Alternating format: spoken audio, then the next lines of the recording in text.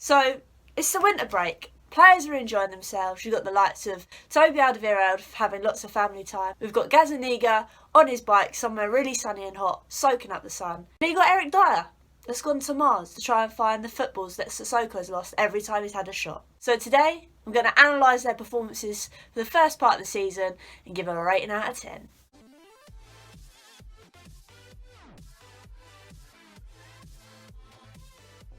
Hello and welcome to a very special episode of Hollie's Hotspurs. As there's no football this whole week, I thought it'd be nice to do something different, just to pump out a video for you guys to watch. And I thought, what better way to analyse the guys' performance so far this half of the season and give them a rating out of 10. If you are new, please remember to hit a like on this video, comment below what you think you should give players this season, and hit that subscribe button. Would mean the world. Yeah, there's been a lot of performances here, there and everywhere. Some consistent, some not consistent, but we'll go over all of them. To start with, I think we should probably start with the goalkeepers. With Lloris out with his broken elbow, or whatever he broke, but it was nasty, we had Gazaniga in goal for most of the first half of the season. For me, I thought Gazaniga did quite well. Yes, he doesn't have that commanding presence so much as Lloris does, and maybe that's why our back line and defence was a bit shaky at the start of the season. But apart from that, I think he did quite well in goal. There's a few times when I think there's a few goals he could have saved, but we won't dive into those too much. But yeah, for me, I'd give Gaz an 8 out of 10, just because of the way he stepped up over that overpowering role of Lloris. But when Lloris has come back in recent weeks, you can tell the defence is much more stable and I'm a bit more confident. I think having that presence and their captain back in goal, it gives them a bit more of a boost. So for me, Lloris, even though he's only been back a little while, I'll give him an 8 out of 10 as well. Let's move on to defenders. Now, I'm going to start with Serge, and I think most of you know my thoughts and feelings on the man. His attitude is very much, I'm a bull in a china shop. If you're in my way and I can't get the ball, you're going to be swiped to the floor. Now, this is one instance.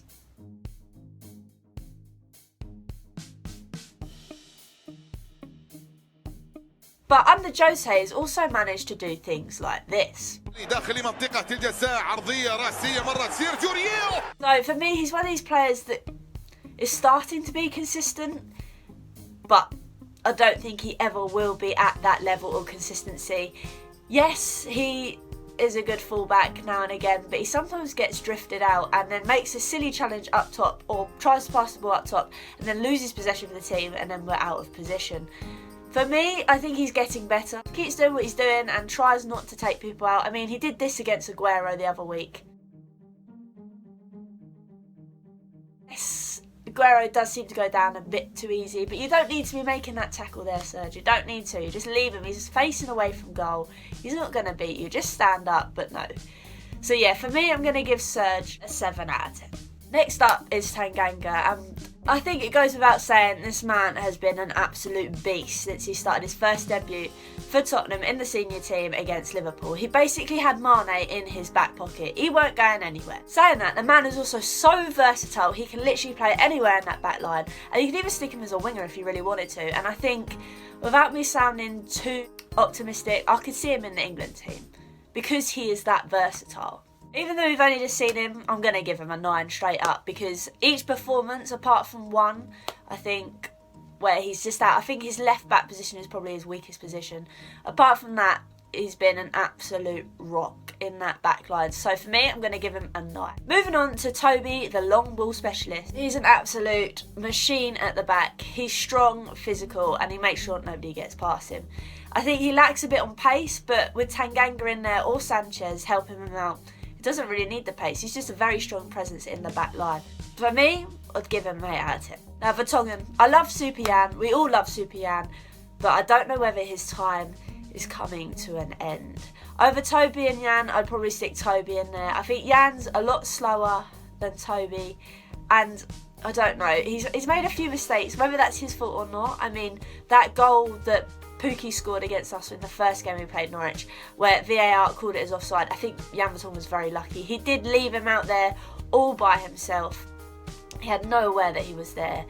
And when he got brought off as well in the game recently, you could see that he knew that his time was coming to an end. And I think it was also because, not that he was disappointed in his performance, because everyone that game in that back line, I think it was against Saints, was a bit poor. if I'm honest. But I think he knows that out of that back line, he's probably the slowest. So he's going to be the one that comes off first. I think just because of the way the team's working at the minute, I'd probably have to give him a 6 or a 7 out of 10. Moving on to Sanchez, like I said, the man's rapid. I think he fits in nicely when Toby's in the middle. He's able to mop everything up if Toby misses it or what have you. Still think he's got quite a bit to learn. There's a few times he makes silly mistakes, but then our defence at times gets ourselves into silly situations that we never needed to be in. I mean, we need to think sometimes, if in doubt, kick it out, rather than playing silly 1-2 football in our own box with a closing Aguero. But anyway, apart from that, I think Sanchez has done quite well. Give him a 7 out of 10 or an 8 out of 10. Moving on to midfielders. I'm going to start with Eric Dyer. To be honest, I don't really know how he's still in a Tottenham team. I think it's because it's this whole CDM role, and at the moment we've got Dyer or Wanyama that can play there properly, if we're going to be honest, but I don't think he's good enough for us. I think there's a lot more better options out there. He has very poor decision making and he's quite slow. I mean, we need to remember, yes, he did have his appendix out last year, so he probably isn't up to full fitness yet, which is probably why his performance is dipping a little bit, but that said, I think we can do a lot better. I mean, if we're going to be a little bit positive, I think he's played well when he's come on and slotted into centre-back role, just to like reassure the win, but apart from that he hasn't really done anything for me, so I'm going to give him a 6 out of 10. Moving on to Lo Celso. Lo Celso has probably been our best player so far. We didn't really see a lot of him at the start, and I think that was down to Pochettino not wanting to implement him in the side straight away, which is something that I've liked from Jose, because Jose has tried to implement our new signers like Steven Bergwijn, who we'll get onto in a minute. I think since Eriksen has left for Inter, I think it's freed up Lo Celso a bit more. He's managed to really emphasise his role in the team, being able to do things like this.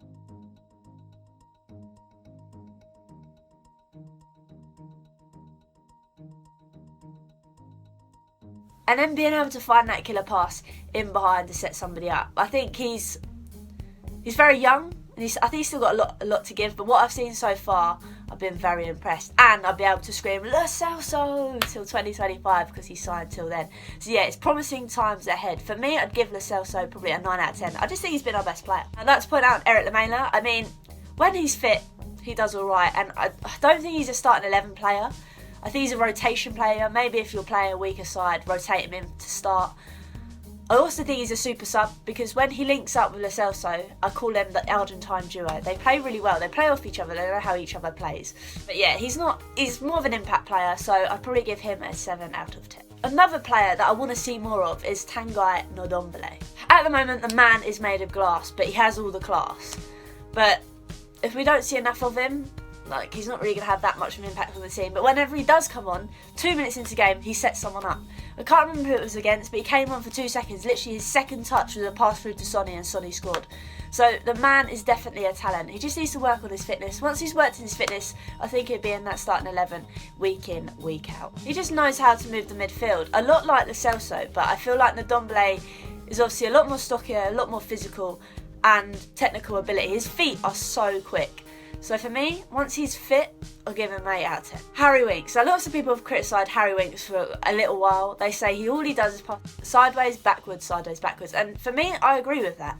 But sometimes you need to remember that sometimes you need to do that to create space. Or what's the point of giving the ball away if there's nobody forward on? But for me, he kind of took the mickey a little bit. Rather than being confident to be able to find that ball in behind or forward, he would never. But recently, I don't know if it's the Jose effect, he's managed to have a bit more confidence and start driving at players and then making that pass. Yes, his passes have been a bit off, not necessarily going to the feet or even making it to the player he's intending it to go to, but the signs are there that he's slowly getting back to the Harry Winks we know and love. But at the moment, I'd probably have to give him a 6 or 7 out of 10.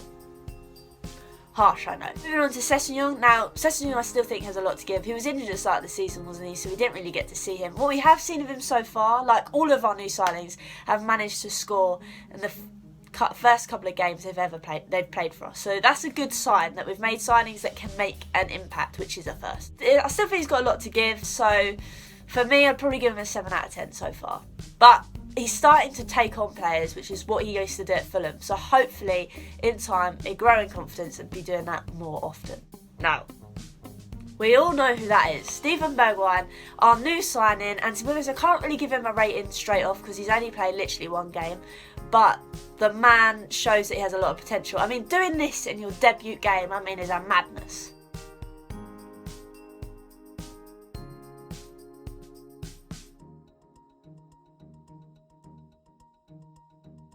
Man, chests it, swings, volley is it, goal. And it was a pretty decent goal, an important goal to score as well. Hopefully he manages to keep that up. His rating would be very high after that one game. But we're going to hit you with Sonny and Lucas. Now, we all know they're not out-and-out strikers, and we really miss a striker up top, which is why I don't know why we didn't get one in the transfer window, but there we go. I keep repeating myself. But yeah, Sonny and Lucas for me, they're not out-and-out strikers. They are struggling at the top, especially Lucas when he plays one up top by himself. He doesn't really do anything. All he does is end up rapidly chasing everyone, and he just ruins himself. So when he does get the ball, he makes a silly mistake and does nothing with it. Or, like Sonny and him, get the ball and do too much with it, which is what Sonny's been doing really, really recently. He receives the ball, rather than playing an easy pass, thinks he can take on everyone and Janan, like he did against Burnley. I mean, that was pretty good against Burnley, but you're not going to be doing that every week in, week out. Once Sonny finds his shooting boots again, I think we'll be okay, but it's going to be a real struggle without a striker. For me, I'd probably give Sonny an 8 out of 10 so far. Yes, he's been taking on players far too often, but we kind of need that now and again. Lucas as well, up top on his own. It's not really working. I'd probably have to give him a 7 or an 8. It's just, I don't know, he scores important goals, like that goal against Southampton, but apart from that, he's not really all there. Yeah, I've only done a few player ratings. Hopefully you agree. Some of you don't agree, put it in the comment section below and give me your arguments for and against. But thanks again for watching. I will be back going over the Villa game on Sunday. Hopefully we get another 3 points. I think it's crucial. But yeah, thanks again for watching, and remember, come on you Spurs.